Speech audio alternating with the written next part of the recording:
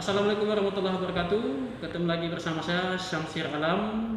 Kali ini kita sudah bersama dengan pimpinan dari BRI Finance Kota Bau-Bau. Mungkin bisa diperkenalkan Pak singkat. Ya, selamat pagi. Perkenalkan, nama saya Sukri Azali. Saat ini saya menjabat Kepala Cabang BRI Cabang Bau-Bau.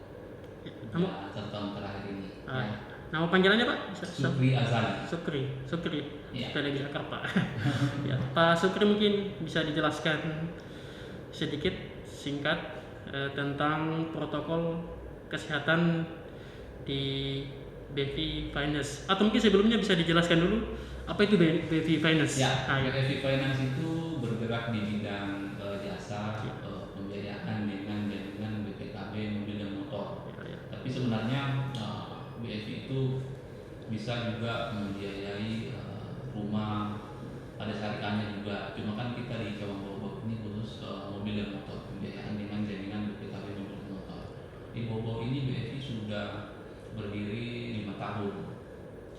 Jadi saya juga di BRI Bau-Bau ini baru 1 tahun menjabat pimpinan cabang di Bau-Bau. Nah, kita ketahui bersama saat ini memang Indonesia bahkan dunia dilanda yang namanya COVID-19 yang sangat berdampak bagi perekonomian kita, terkhusus di Bau-Bau ini sendiri sangat berdampak sekali. Bahkan banyak usaha-usaha yang tidak jalan, apalagi di Bau-Bau ini masyarakatnya itu masih menengah ke bawah, itu ya sangat berdampak sekali. Nah, tapi di samping itu juga kita harus memenuhi kebutuhan kita sehari-hari, kebutuhan masyarakat. Jadi betul-betul protokol kesehatan itu kita harus jalankan dengan baik dan semaksimal mungkin agar kita bisa memutus rantai penularannya itu. Mungkin bisa dijelaskan Pak sedikit tentang protokol kesehatan yang ada di kantor BRI ini. Kita sendiri di cabang Bau-Bau itu menjalankan protokol kesehatan itu sesuai dengan anjuran pemerintah. Yang pertama, kita selalu mengedukasi tim kita di kantor bagaimana proses penagihan di lapangan sesuai dengan protokol kesehatan. Jadi yang awalnya misalnya kita di proses penagihannya itu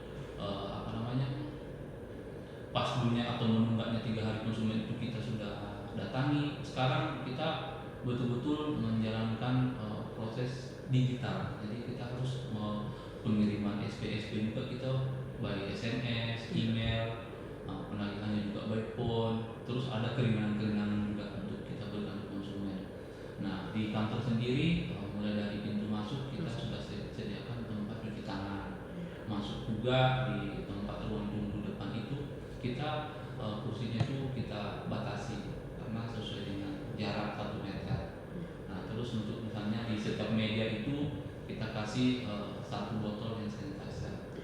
Nah, terus untuk di masing-masing meja kan awalnya tuh meja-mejanya kita itu berdempetan, akhirnya kita bikin jarak 1 meter. Terus yang awalnya kita tiap pagi hanya ada namanya briefing pagi, terus sosialisasi, kita itu adakan biasanya via Zoom atau misalnya juga kita bikin seperti biasanya tapi atur jarak.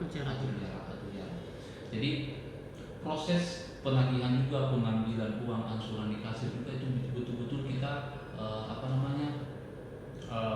hati-hati, pakai kaos tangan, pakai masker, bahkan ya seperti termasuk ini ya, ada kaca di sini ya. Mungkin supaya para penonton tidak salah paham, ini ada kaca pembatas di sini.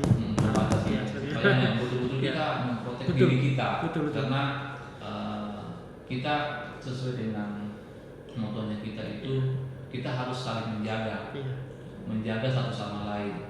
Jangan karena kita tidak menjaga diri akhirnya orang lain tersebar. Karena yang namanya COVID ini penyebarannya sama-sama cepat sekali dan kita tidak tahu dari orang-orang yang mana yang terkena. Jadi ya kita betul-betul harus saling menjaga satu sama lain. Itu yang intinya yang perlu kita jaga dan selalu saya ingatkan ke tim saya di lapangan, baik yang di depan di home office. Jadi betul-betul kita sesuai dengan anjuran pemerintah. Bahkan pertemuan setelah pulang kantor satu kontrol, jangan sampai dia ngumpul yang di tempat-tempat keramaian apa segala macam itu ya itu jadi betul-betul kontrol. Jadi setiap hari Minggu kita itu ada dari head office dikirim form begitu, Ya. tapi kita isi online. Jadi ada beberapa pertanyaan, dari pertanyaan-pertanyaan itu ada mungkin dalam satu minggu terakhir ini teman-teman pernah ke pasar, ke tempat main apa segala macam. Nah, naik angkutan umum. Jadi kita isi sesuai dengan real apa yang kita lakukan. Nah, kalau misalnya situ kita terprotek, misalnya dari 14 poin itu kita ada 5 poin yang betul-betul parah. Jadi kita tuh dikasih cuti untuk tidak masuk dulu. Apalagi kalau misalnya batuk-batuk apa, kita kasih kompensasi mereka untuk tidak masuk kantor dulu. Karena kan betul-betul kita menjaga. Karena kalau misalnya satu orang kena, sudah satu kantor itu harus dirapit. Bahkan bisa jadi dirumahkan semua satu kantor. Nah, kalau misalnya sudah dirumahkan, ya otomatis operasional kantor itu tidak berjalan dengan maksimal. Jadi ya memang betul-betul kita harus menjaga dirinya kita, karena dengan menjaga dirinya kita bisa menjaga orang banyak, keluarganya kita di rumah, teman-temannya kita, lingkungan kantornya kita, di sekitarnya kita betul-betul menjaga diri, otomatis kita menjaga orang lain untuk tidak tertular. Itu Mungkin Pak bisa dijelaskan sedikit perbedaannya sebelum adanya pandemi dengan sesudah ada pandemi, tentang seperti cara briefing rapatnya seperti apa sebelum dan sesudahnya, saat pandemi dan sebelum pandemi. Nah, Ya. kalau sebelum pandemi itu kita rutin tiap hari melakukan briefing pagi dan sore untuk apa yang akan kita lakukan di hari itu. Ya. Tapi setelah pandemi ini betul-betul menyerang kita, khususnya Jawa Bau dan Indonesia ini, mulai di bulan Februari itu briefing pagi itu dilakukan itu kalau memang perlu, yang betul-betul perlu baru kita lakukan. Bahkan kalau misalnya kita lakukan itu, kita lakukannya itu jaga jarak, atur jarak. Nah, selama ini dari bulan Maret itu yang betul-betul parah sampai saat ini, kita tuh briefingnya tinggal hari Senin. Nah, ini bahkan kita lakukan itu via Zoom. Zoom online ya, Online. aplikasi Zoom ya. Raker juga pun raker cabang untuk ke pertemuan-pertemuan di area itu kita lakukan via Zoom semua. Satu minggu koordinasinya via Zoom semua. Jadi secara perubahan itu sangat besar perubahannya yang kita hadapi, karena memang ya kita harus menghadapi dengan new normal. Jadi ya kita harus mengikuti perkembangan karena ini COVID ini kita tidak bisa prediksi kapan akan berakhir. Iya. Kapan akan berakhir kita tidak bisa prediksi, karena banyak yang prediksinya akan sampai Juli, September. Tapi kan sekarang peningkatannya itu masih naik terus. Itu.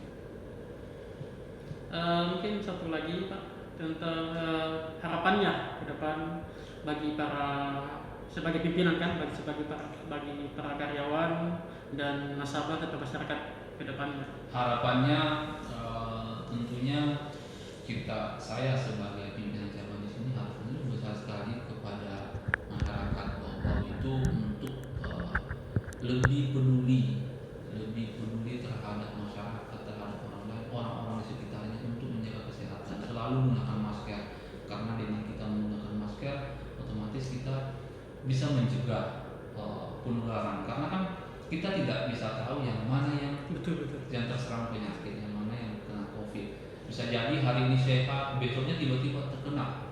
Nah, kalau misalnya terkena langsung pasti dicari di sekelilingnya itu siapa, orang-orangnya siapa, maksudnya yang pernah interaksi dengan dia itu siapa semua. Jadi itu perlu dicari. Kita harus betul-betul saling menjaga satu sama lain. Terus untuk mempercepat roda perekonomian ini, tetap kita melakukan aktivitas seperti biasanya, tapi dengan protokol kesehatan, dengan new normal. Karena kalau misalnya kita cuma berdiam diri di rumah, pastinya ya pendapatannya kita akan makin surut, perekonomiannya tidak akan berkembang, bahkan semuanya akan tertunda semua dengan rencana yang kita sudah buat dari awal tahun sampai saat ini, pasti akan tertunda kalau kita tidak mau bergerak. Jadi ya kita harus membiasakan diri hidup berdampingan dengan COVID, tapi dengan menjalankan protokol kesehatan sesuai yang dianjurkan oleh pemerintah. Karena kita harus memutus rantai penyebaran ini. Kalau tidak ya kita akan begini-begini terus. Mau sampai kapan kita harus berdiam diri, takut menghadapi masalah ini. Dan bahkan sampai saat ini saja kan belum ada yang mendapatkan obatnya. Iya, betul. Obatnya. Jadi ya kita betul-betul harus hidup secara new normal, menjalankan aktivitas kita sehari-hari, tapi dengan satu syarat, harus betul-betul menjalankan protokol kesehatan. Itu sih harapan saya terhadap karyawan, bahkan masyarakat luas di Bobo ini, supaya roda perekonomian di Bobo ini makin bertumbuh, berkembang, dan seterusnya. Itu. Ya, terima kasih Pak atas waktunya. Ya, terima kasih. Semoga kita semua dalam Ya, sehat amin. walafiat. Mohon maaf bila ada salah kata. Ya ini tadi saya usul kembali, ada kaca sini sebagai social Ya, distancing. kaca. Ya. Supaya penonton tidak salah paham bahwa ada kumpul-kumpul Nah, sini ya. kaca. Seperti itu. Mungkin bisa disapa terakhir penonton ya, yang Oke. bagi penonton. Salam hormat saya Ya. dari BFI Finance. Semoga masyarakat Bau-Bau tetap survive Amin. untuk bisa menjalankan usahanya, roda perekonomian Bau-Bau ini bisa berkembang lebih besar lagi. Amin. Amin amin ya. Terima kasih Pak. Terima Sofia, kasih. mohon maaf bila ada salah kata. Bagi penonton jangan lupa like dan subscribe. Sampai jumpa di video berikutnya. Wassalamualaikum warahmatullahi wabarakatuh. Waalaikumsalam.